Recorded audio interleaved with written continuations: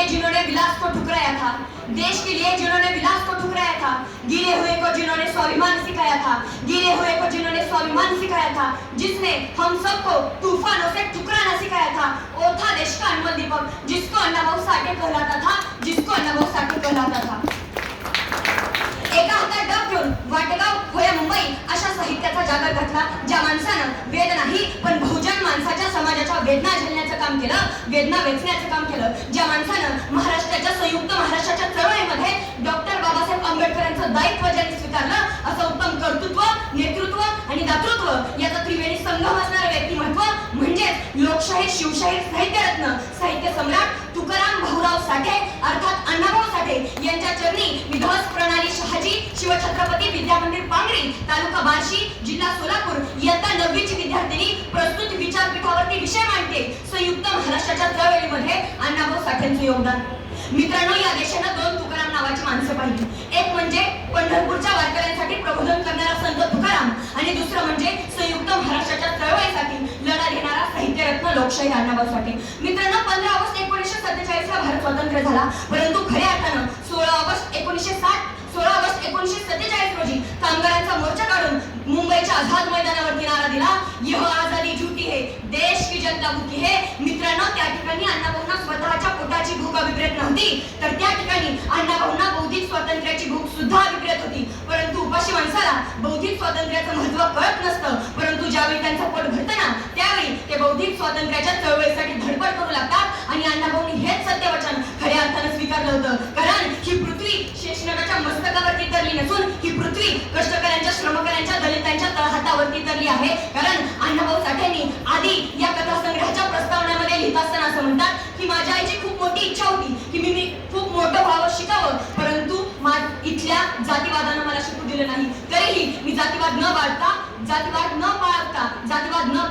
मी लोकांचे सुख आणि लोकांचे दुःख यासाठी लिहितो की माझे सुख हेच लोकांचे सुख, माझे दुःख हेच लोकांचे दुःख। म्हणून अण्णाभाऊ साठे म्हणतात की 3 दगडाच्या चुलीवर भुगुन मांडून संसार करणारी माणसं कधीही मला जवळची वाटू लागतात, कारण माझी प्रतिभा ही कोणत्याही महालात जन्माला आलेली नसून माझी प्रतिभा ही एका छोट्याशा झोपडपट्टीत जन्माला आलेली आहे। आणि म्हणून अण्णाभाऊ साठेंनी खऱ्या अर्थानं आयुष्यामध्ये 2 गोष्टींचा तिरस्कार केला, एक म्हणजे श्रीमंत लोकांकडून होणारं गरिबांचं शोषण आणि दुसरं म्हणजे अस्पृश्य लोकांकडून होणारी गरिबांची आर्थिक व सामाजिक पिळवणूक यांना विरोध। मग मित्रांनो, अण्णाभाऊ साठेंनी खऱ्या अर्थानं संयुक्त महाराष्ट्राच्या चळवळीमध्ये त्यांनी समाज क्रांतीच्या विचारांच्या ठिणग्या पेटू लागल्या आणि खऱ्या अर्थानं म्हणूनच अण्णाभाऊ साठे यांच्या संयुक्त महाराष्ट्राच्या चळवळीमध्ये योगदान अत्यंत लक्षणीय ठरलं गेलं। मित्रांनो, अण्णाभाऊ साठे हे पोटा पाण्यासाठी मुंबईला रवाना झाले आणि तिथूनच खऱ्या अर्थानं त्यांच्या साहित्य प्रवासाला गती मिळाली आणि त्यानंतर त्यांनी 35 कादंबऱ्या, 15 लोकनाट्य, लोकशाहिरी, साहित्य वर्णन, साहित्य पुस्तकं, पोवाडे, लोकगीते, तमाशा अशी अफाट साहित्य सामग्री निर्माण केली आणि तमाशा या लोककलेला लोकनाट्यामध्ये रूपांतरित करून त्याला नवसंजीवन देण्याचं काम सुद्धा अण्णाभाऊ साठेंनीच केलं। तर केवळ एवढंच नव्हे तर अण्णाभाऊ साठेंनी एक फकीरा नावाची कादंबरी, भले तुम्ही माझ्या विरुद्ध बंड केलं तरी चालेल, परंतु ती बंड करण्याची ताकद तुमच्या बुद्धीत यावी यासाठी 1961 साली फकीरा नावाची कादंबरी की जिला महाराष्ट्र शासनाचा सर्वोत्कृष्ट पुरस्कार प्राप्त झाला आणि ही कादंबरी त्यांनी लिहिली। आणि त्यानंतर 1946 साली अण्णाभाऊ साठे, द ना गवळणकर आणि अमर शेठ यांनी लाल बावटा या कलापथकाची स्थापना केली आणि त्यानंतर 1950 ते 1960 या कालावधीमध्ये त्यांनी लाल बावटा या कलापथकाच्या द्वारे संयुक्त महाराष्ट्राच्या चळवळीची हाक बुलंद केली। मुंबई महाराष्ट्राला मिळावी यासाठी डफावर थाप मारून माझी मैना गावावर राहिली, माझ्या जीवाची हुरकिया काहिली हे सुंदर रूपक त्यांना लिहिलं आणि याच रूपकामुळे संपूर्ण महाराष्ट्र हा पेटून उठला आणि मुंबईमध्ये शिवाजी पार्क मैदानावर अण्णाभाऊ साठेंनी माझी मुंबई हे गीत गायल्यानंतर संपूर्ण महाराष्ट्र हा पेटून उठला आणि त्याचा प्रभाव एवढा पडत गेला की भिंतीवरच्या पोस्टरमधून निघणाऱ्या घोषवाक्यांमधून, निघणाऱ्या संभाषणांमधून, निघणाऱ्या वाक्यांमधून याचे रूपांतर हे घोषवाक्यामध्येच होऊ लागलं। आणि म्हणून अण्णाभाऊ साठे यांनी त्यानंतर डॉक्टर बाबासाहेब आंबेडकरांचं 1956 साली महापरिनिर्वाण झाल्यानंतर त्यांनी जग बदल घालून निघाव सांगून गेले माझं भीमराव, गुलामगिरीच्या या चिखलात ऋतून बसलास काय एरावत, अंग झाडून निघ बाहेर कर गुलामगिरीवर घाव हे लोकगीत त्यांनी लिहिलं आणि हेच लोकगीत संयुक्त महाराष्ट्राच्या चळवळीसाठी पुढे जाऊन प्रेरणादायी ठरलं आणि अखेर या गीताला महाराष्ट्र केंद्र सरकार देखील रमलं गेलं आणि त्यानंतर याच महाराष्ट्रामुळे मित्रांनो 1961 1960 साली तत्कालीन गृहमंत्री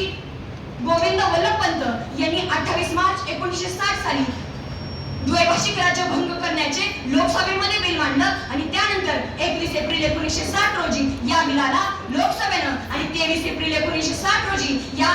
लोकसभेनं या बिलाला मंजुरी दिली आणि त्यानंतर 1 मे 1960 रोजी मराठी भाषिकांचे मुंबई आणि गुजराती भाषिकांचे गुजरात ही दोन स्वतंत्र राज्य उदयास आली आणि मित्रांनो त्यानंतर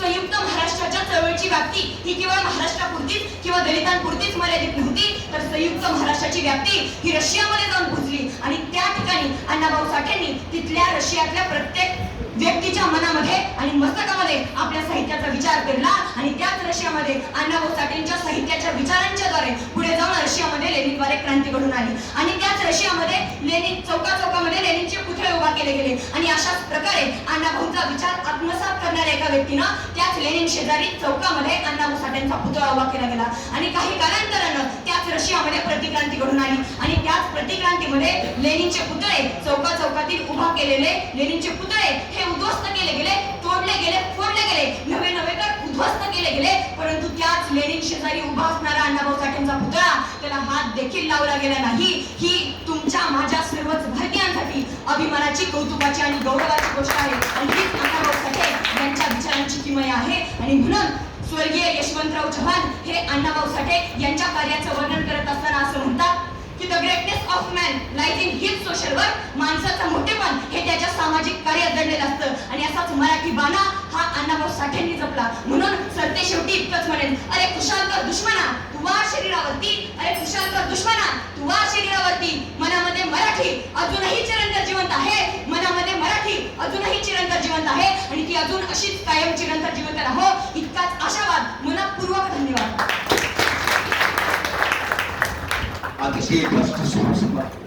अतिशय स्पष्ट शब्दात आपली मांडणी करणारी प्रणाली शाह आणि जस्टिससाठी जोरदार टाळल्या पाहिजे. आपल्या विषयाला अनुसरून मांडणी केल्याबद्दल धन्यवाद प्रणाली. यानंतर